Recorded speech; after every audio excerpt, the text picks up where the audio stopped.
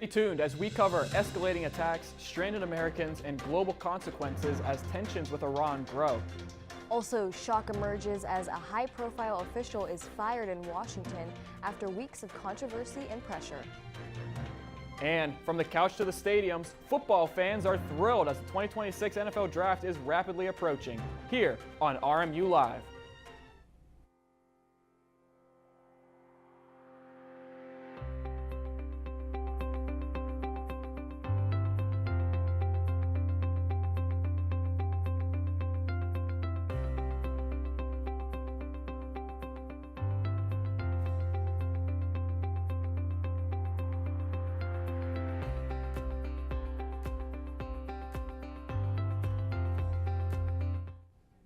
Good afternoon, and thank you for tuning in to RMU Live. I'm Isabella Harris, and today is Friday, March 6th. With that, we are now on our day 6 of the war in Iran. President Donald Trump wants unconditional surrender as the attack continues. There has been a constant wave of information, and we're going to send it over to Nick Evans for all the latest. Thanks, Isabella. Last Saturday, the United States and Israel began their joint attacks on Iran, starting this major war that is aimed at a regime change. The attack, codenamed Operation Epic Fury, comes after massive nationwide protests in Iran in response to economic crisis. Now, before we see how we got here, let's send it over to Caden Hyde to tell us how the conflict is affecting Western PA. It's been nearly a week since the United States began Operation Epic Fury in Iran, and we in Western Pennsylvania are already feeling the effects. Whether it be socially or economically, the conflict has reached its arms into the greater Pittsburgh region. Look out for oil and gas prices to increase in the following weeks as a result of the Strait of Hormuz closing. The strait, which connects the Persian Gulf to the Arabian Sea, is a mega highway for the region's vast oil supply. Experts say that 20% of all oil produced yearly is transported through the seaway. Iran controls the strait and has closed it in retaliation for the aggression from joint U.S. and Israeli forces, pledging to attack any ships that attempt to move through it. As a result, gas prices have soared. Last week, the regional average was at $3.28 per gallon. Today, Friday, March 6th, prices sit at $3.51. While prices may be high now, President Trump reassured the media earlier this week. I have never had more compliments on something I did. People felt it's something that had to be done. So if we have a little high oil prices for a little while, but as soon as this ends, those prices are going to drop, I believe, lower than even before. It remains unclear when gas prices will return to pre-conflict levels. Jewish and Muslim communities within the city found themselves at a difficult crossroads due to the conflict, and both communities are taking steps to ensure safety and peace in the Steel City. Christine Muhammad, executive director of the Pittsburgh chapter of the Council on American Islamic Relations, worries about misplaced blame on the Muslim and Iranian American communities within the city. Sean Brokos, the director of community safety at the Jewish Federation of Greater Pittsburgh, explained the anxiety of Jewish Pittsburghers, saying that, quote, "We have many relatives in Israel and bomb shelters. It's something that hits home," end quote. These precautions come less than a week after anti-Semitic and pro-Nazi messages were broadcast over Pittsburgh emergency radios, with some messages threatening Mayor Corey O'Connor. The calls, which came from Zone 4, which includes the Squirrel Hill area. The city council member from the area, Barb Warwick, is committed to keeping Zone 4 and the city at large a safe place for Jewish Americans, saying, quote, "Pittsburgh's ethnic and religious diversity is our strength and our asset. We must protect it as we continue to reject hate in all its forms," end quote. Downtown, some residents of the city took a more direct approach to let their frustrations be known about the ongoing conflict, as dozens of citizens gathered outside 414 Grant Street on Monday evening. The protesters, many of whom were part of progressive or Muslim organizations, stressed the importance of peace and their disdain for Israeli actions in the region. June Kerkez, a member of the Pittsburgh branch of the Party for Socialism and Liberation, told the Tribune Review, quote, "We are going to remain in the streets until Trump stops his aggression," end quote. American and Israeli operations will continue in the region throughout the week, and it remains unclear when or if a peace settlement will be reached. Reporting for RMU Live, I'm Caden Hyde. Thanks, Caden. Now we are going to fully dive into everything that has happened this week regarding the war. Supreme Leader Ayatollah Ali Khamenei was among dozens of Iranian officers killed in these extensive military operations. President Donald Trump informed news sources on March 1st that the Iranian leadership was, quote, "wiped out." This has led to questions of who will succeed Ali Khamenei as the next up candidates were killed in Operation Epic Fury.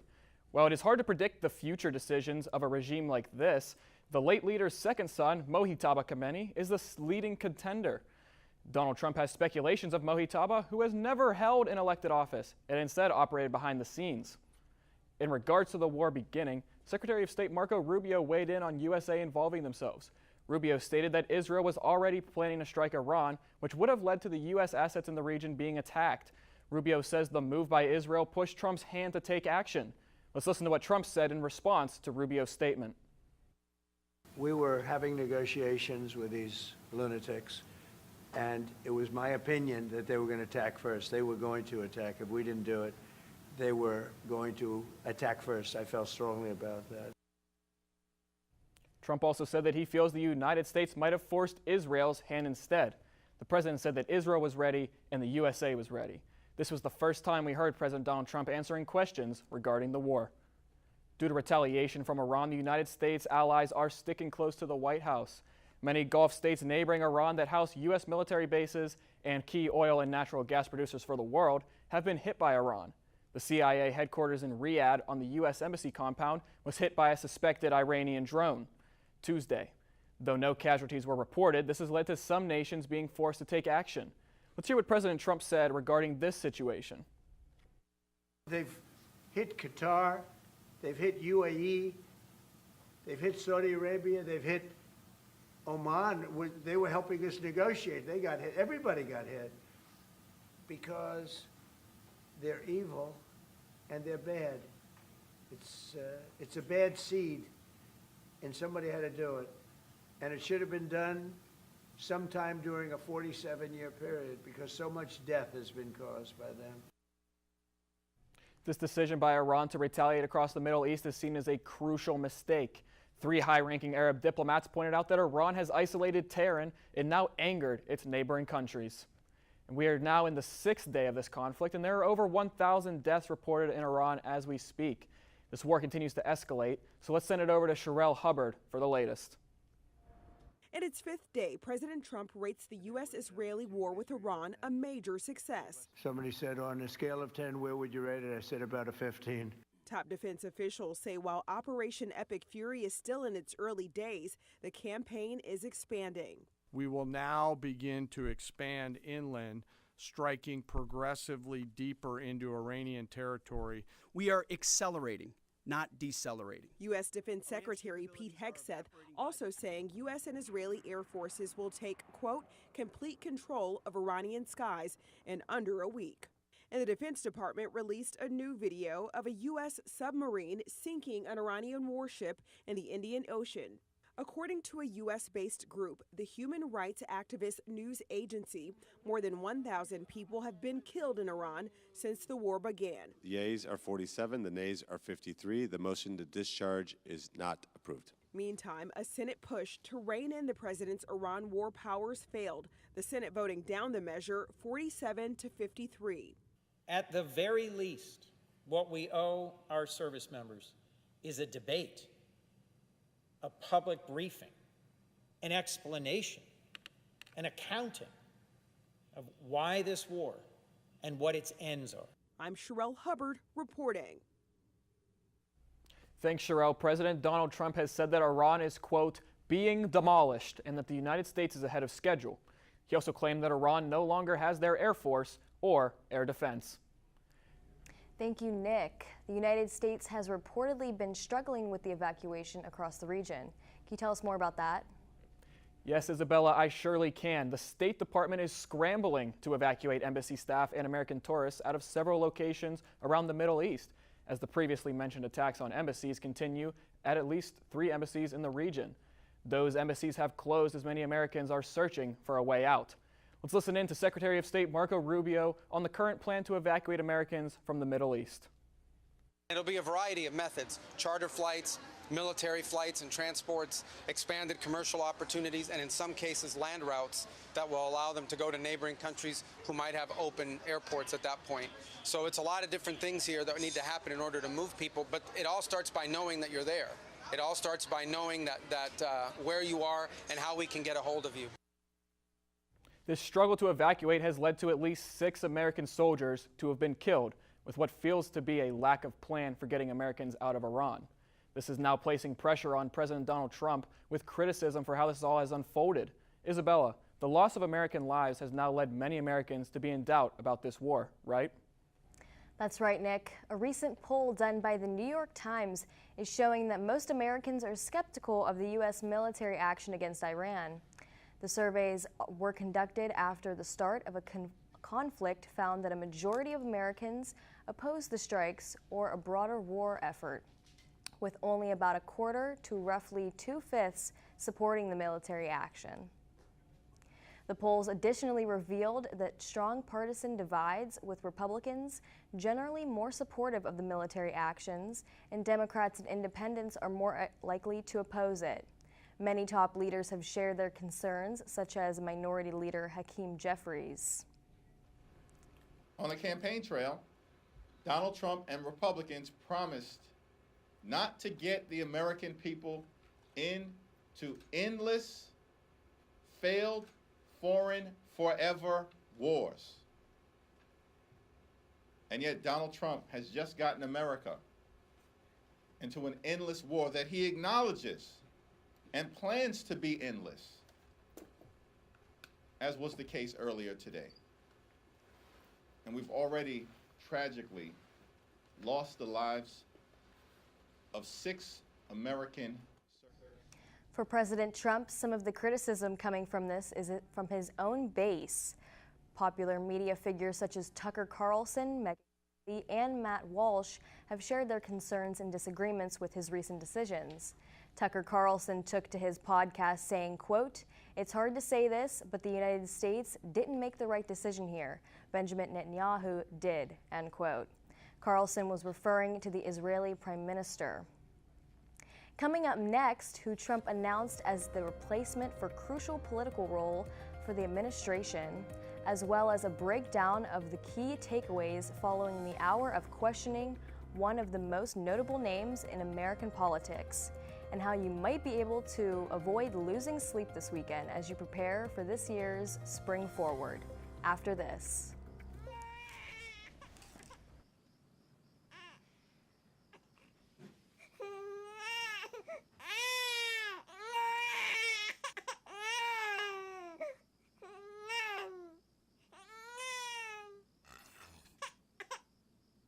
If you love them enough to suck the snot out of their nose at 4 a.m., then surely you'll check NHTSA.gov/the right seat to make sure they're in the right car seat. Today, we face an unprecedented crisis. Tens of millions of refugees have been forced from their homes. But you can make a difference. Turn disruption and despair to hope and opportunity. Even small amounts make a big difference. Provide shelter, support, or jobs in your community. The more we understand, the greater sense of belonging we create. Act now. Visit supportcrisisrelief.org.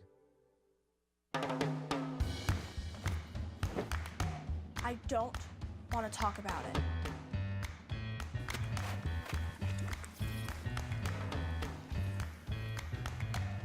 I don't want to talk about it.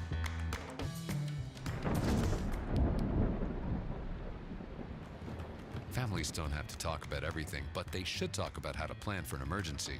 Get tips and resources to make your family's emergency plan. Welcome back to RMU Live. Hundreds of people attended the celebration of life for the late Reverend Jesse Jackson at the House of Hope in Chicago. Former Presidents Bill Clinton, Barack Obama, and Joe Biden, and former Vice President Kamala Harris, including multiple Grammy winners, were all in attendance. Jackson's son says the service was open to people of all political backgrounds. He says his father's life covers a broad spectrum of what it is to be an American. Because I remember him as a leader who showed up for the greatest and the least. And so I'm just here to pay my respects to him and also to the family. Reverend Jesse Jackson died at 84 last week after battling a rare neurological disorder. President Trump has chosen a new replacement for Kristi Noem as Secretary of Homeland Security. Trump has chosen Oklahoma Senator Marquayne Mullen.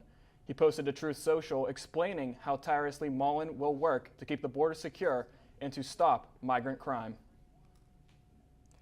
The House Oversight Committee and Government Reform Committee voted Wednesday to subpoena the Attorney General Pam Bondi for testimony as a part of the investigation into convicted sex offender Jeffrey Epstein.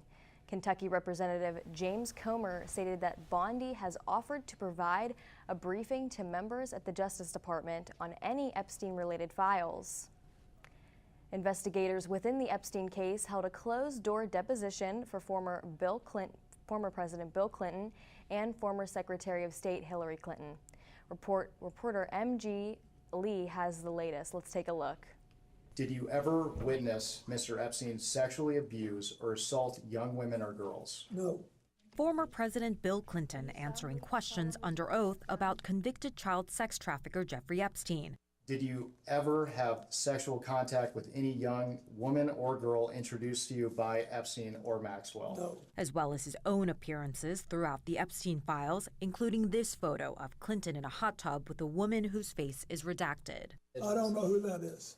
Okay, so you don't know? No, and then there were other people in the pool. Okay, so do you remember who, were they under 18? Would you know? We went out, I swam around, I sat in the hot tub for 5 minutes, or whatever it was, and I got up and went to bed. And then I have to ask this, did you engage in any sexual activity with this person? The House Oversight Committee releasing almost 5 hours of video from the closed-door deposition of Clinton last week. He repeatedly insisted he never knew about Epstein's crimes. My conscience is clear. And also denied ever visiting Little St. James, Epstein's private island in the Caribbean. At least one of the survivors claims that you flew in a helicopter with Ghislaine Maxwell to the island. Did you ever? Then I did not do that. I've never been to that island. Clinton shared this thought about current President Donald Trump. The president never, this is 20-something years ago, never said anything to me to make me think he was involved in anything improper with regard to Epstein. Clinton also described Trump telling him in the early 2000s about his falling out with Epstein. We had some great times together over the years, but we fell out, all because of a real estate deal. And he said, I'm sorry it happened. Bill Clinton's testimony coming the day after his wife, Hillary Clinton, sat for an at times fiery deposition of her own. You asked the question, I'm going to answer your question. Neither Clinton has been accused of wrongdoing related to Epstein, and the presence of one's name in the Epstein files does not suggest wrongdoing. I have never been on his island, period. I've never been in his homes, his offices, his anything. The former Secretary of State called on Trump to be deposed by the committee. Given what's in the files and given past and prior conduct, he would be on my witness list. MJ Lee, CNN, Washington, D.C. Thanks, MJ. The House Oversight Committee is still investigating the Epstein case and is yet to see if President Trump is to testify. Well, Pennsylvania State Police are investigating a suspected murder-suicide that left a man and 2 women dead. The investigation started on Wednesday when a man told police that 2 people were dead in a home in Zelienople. When officers arrived on the scene, they found him dead with a self-inflicted gunshot wound. The 2 women are believed to be family members of the man. The state police have not yet released the victims' identities and explained there is no threat to the public as the investigation continues. A second person has died following a 3-vehicle crash early Sunday morning on the Liberty Bridge. The medical examiner has identified the 2 victims as Jaron Wilkerson, 28, and Layla Jones, 25. A third passenger, 23-year-old Madison Rao, has survived but is facing multiple severe injuries. A fundraiser effort has been started to help their families with funeral and medical expenses. The city of Pittsburgh has planned to launch their new automated red light camera enforcement this summer. This is to improve traffic safety at high traffic intersections. The first few cameras are expected to go live at 6 locations, including Sawmill Run Boulevard and Woodruff Street. The city is planning to add more sites each year until 30 intersections are equipped by 2029. Officials have stated that the efforts to proceed with this camera plan come after a record 750 accidents were recorded between 2019 and 2023 from red light violations. If caught by the camera, your fines can be up to a $100 plus fee. Don't forget, daylight savings time starts Sunday, so you'll move your clocks ahead by an hour. That shift doesn't have to take a toll on your sleep. In today's Health Minute, Mandy Gaither has more on how to prepare now so you can spring forward without losing any of the Z's. It's that time of year again. Sunday, March 8th, spring forward an hour starting at 2 a.m. With spring forward specifically, people tend to have a little bit more difficulty acclimating to it. Michelle Drerup with Cleveland Clinic says data shows this shift in time can lead to a rise in cardiovascular events and accidents. Sleep disruptions can also affect mood due to grogginess, headaches, fatigue, and increased irritability. We just want to be cautious if you're driving in those early mornings after the time change. Sometimes people may decide like, okay, I'm going to on that Monday morning, I'm not going to schedule anything that takes, a lot more focus or high kind of, attention task. Drerup says preparing now before the time change is key. Start by gradually adjusting bedtime and wake time. Go to bed 15 to 20 minutes earlier and wake up 15 to 20 minutes sooner. She says it's especially important for children and teens. So it's not a big hour chunk at one time. Maximizing light exposure in the morning is also key. Drerup says opening the blinds and going outside to walk will help wake you up. And while it's tempting, she says to avoid midday snoozes and not to compensate with over-caffeination. Which may help in that moment or for that day, but then potentially puts us at risk for having more difficulty falling asleep that night, depending on timing of when a nap or caffeine use is occurring. For Health Minute, I'm Mandy Gaither. Drerup says springing forward can be especially hard on night owls, people with chronic sleep disorders, and those who have dementia. She says for those groups, it's especially important to prepare early and get light exposure in the morning. Well, still ahead, how one big win is keeping the men's basketball team season alive as they advance further into the postseason. Also, how a tough night for the women's basketball team has brought their hard-fought season to an end. And continuing their season start, the RMU softball team heads into a loaded 5-game weekend, so don't go anywhere. When I first saw Turtle, my heart was full. Now anything but lonely. We had this deep connection, this heart connection. He just wants to be close to you and part of your life. Every day with Turtle is a perfect day. When I'm holding her, it makes me feel calmer. I think everything he does shows how much he loves us. When we adopt a shelter pet, we discover they're a little bit of a lot of things. But they're all pure love. If I could go back and change it all, I would. I think I'm gonna miss you the most. I'm sorry. I'm so sorry. I'm so sorry. Or maybe it's just the little moments. If I could go back and change it all, if I could go back, I would. But I can't.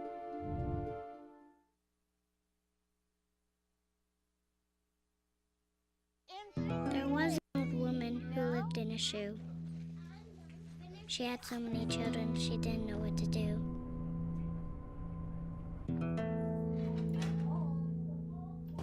She gave them some broth without any bread and kissed them all soundly and put them to bed. Hunger is a story we can end. End it at feedingamerica.org. Welcome back to RMU Live. Fan registration for the 2026 NFL Draft taking place in Pittsburgh is now open. All draft attendees are being urged by the league to download and sign up for draft events using the NFL One Pass app or through the league's draft website. Still to come in preparation for the late April spectacle is parking and transportation information, as well as maps of the draft layout that stretch from the North Shore to the Point. The NFL Draft Experience, which is being dubbed the, quote, Ultimate Fan Festival, will be open from noon to 10 p.m. on April 23rd and 24th, and from 9 a.m. to 6 p.m. on April 25th. An event organizer is feuding with the city of Pittsburgh over a permit tied to events planned during the 2026 NFL Draft. Organizer William Marshall is claiming that the city and a downtown nonprofit and the NFL are blocking or delaying his permit request to host an event featuring about 100 black vendors during the draft. City officials say that the permit process is still ongoing and they are denying any conspiracy. The dispute between Marshall and the city adds tension as Pittsburgh prepares for the major national event that's expected to draw a large crowd of people into the city this April. Now we are going to send it over to Joey Dramasic for our sports update. And don't be surprised if a very familiar face also joins the segment. Thanks, guys. I'm Joey Dramasic here, back once again for your weekly sports report. And there's a busy group of games set for this weekend, so not waste any more time and get things started. To tip things off, we start with the RMU men's basketball team who hosted Youngstown State on Wednesday. Let's send it over to Nick Evans for more from the Colonials Horizon League first round game. Thanks, Joey. I'm here at the UPMC Event Center following Robert Morris's 68-53 win over Youngstown State in the first round of the Horizon League playoffs. This place was packed, with many fans hoping that the team could recreate the magic that they had last year in getting to the championship and eventually getting to March Madness. After last year's team all transferred or graduated, many had questions coming into this season of how the team would look. But let's see how the team fared this year with all the new players. After a crushing loss in the first round of the NCAA tournament to Alabama, head coach Andy Toole was prepared to have to retool for another season of question marks and uncertainties. Having lost nearly everyone except junior Ryan Prather from the roster, the Colonials were going to be extremely reliant on the transfer portal as they were a season before winning the Horizon League. After an active portal window, the Colonials would end up adding 9 new members to the roster along with 3 promising freshmen.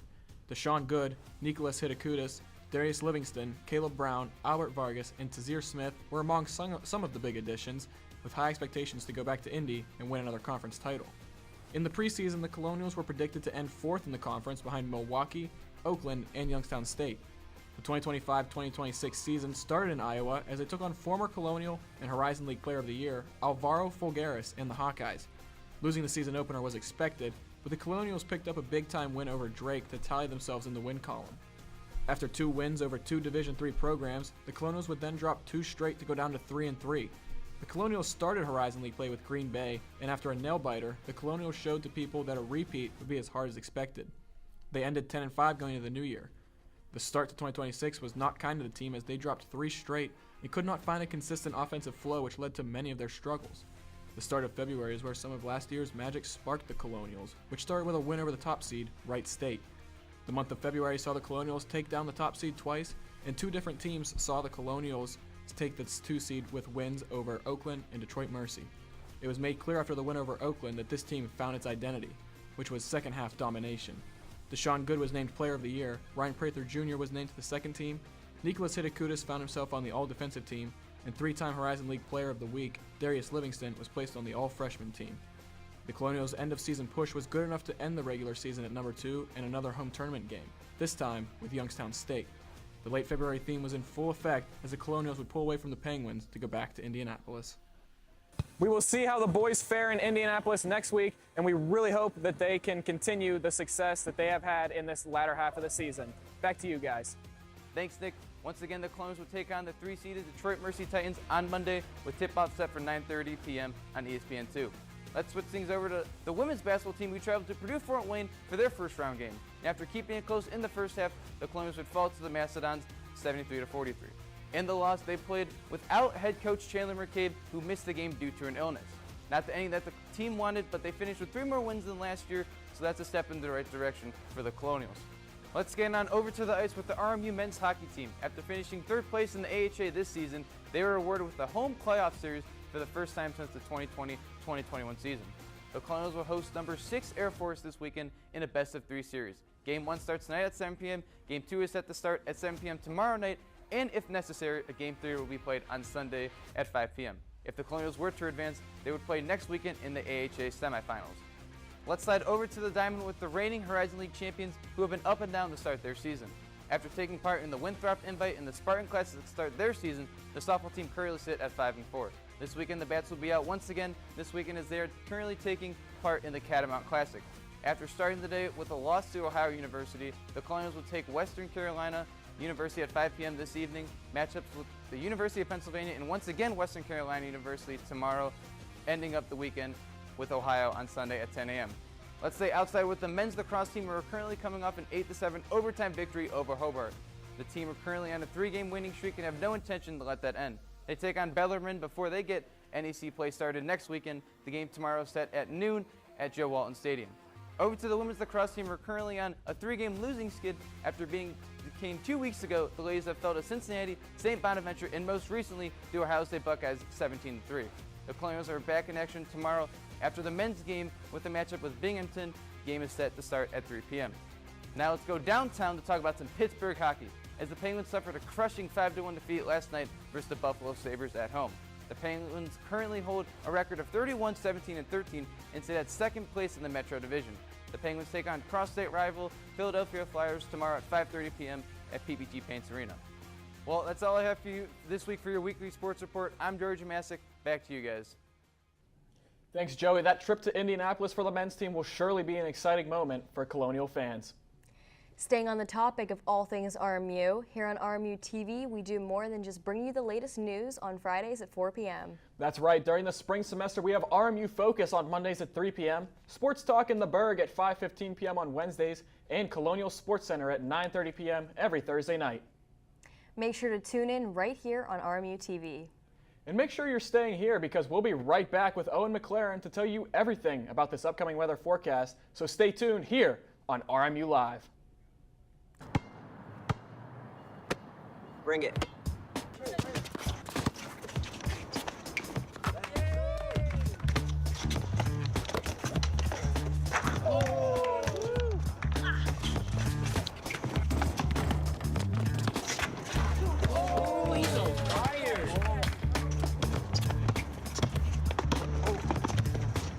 Time out, guys. I'm late to dinner. My mom's gonna kill me. Catch you guys later. Mom wants us home. Okay. Bye, guys. You guys need a ride? Sure. Yeah. All right. How about some one-on-one? I gotta go eat, man. Sorry, I'll see you later.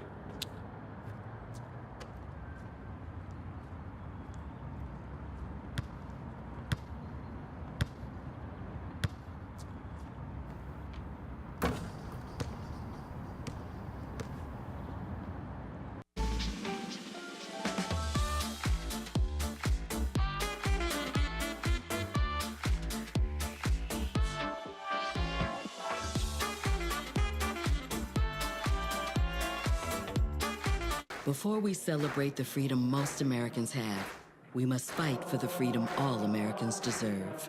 Because all lives can't matter until Black lives matter.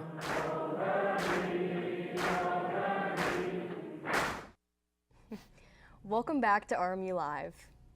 As we get into March, spring gets closer and the weather gets warmer. Today is proving that here on campus. Yes, it really is some great weather out there today, but to find out how nice it really is and what direction it'll be heading into next week, I'll send it over to Owen McLaren with our forecast. Thanks, guys. As you can see for the hourly today, it is going to be a nice 69 degrees right now with mostly cloudy skies, and as we head into the night at 7 and 9 p.m., it is going to get cloudy and temperatures will drop, so expect 60-degree weather throughout the rest of the night. And as we move into tomorrow's forecast, expect a very heavy day of rain. Even though the high is 77 and the low is 47, expect a lot of thunderstorms, especially in the afternoon. Humidity is also going to be high and a 71% chance of rain, but tomorrow is going to be the big day with thunderstorms, especially in the evening. And as we head into our 5-day forecast, Sunday is looking very nice, a little dip in the temperature at 59, but as we head through the rest of the week, Monday through Wednesday, temperatures are going to be in the 70s and 60s. Thursday, though, it is going to drop down to the 40s because of a low front coming in with the rain on Wednesday. So expect good temperatures and weather for right now, but expect them to drop by the end of next week. That's all I have for you. I'll send it back over to you guys. Well, thank you, Owen. It's nice to see some warm weather here in Pittsburgh. Let's just hope we get a similar report next week going into spring break. Definitely. Well, make sure you tune in next week. So what are you doing this weekend with the nice weather? Oh, I mean, I have plans this weekend. Any that involve the weather? No. Since it's going to be nice? They're pretty private. They're pretty private. Well, thank you for watching RMU Live. Tune in again next week. When did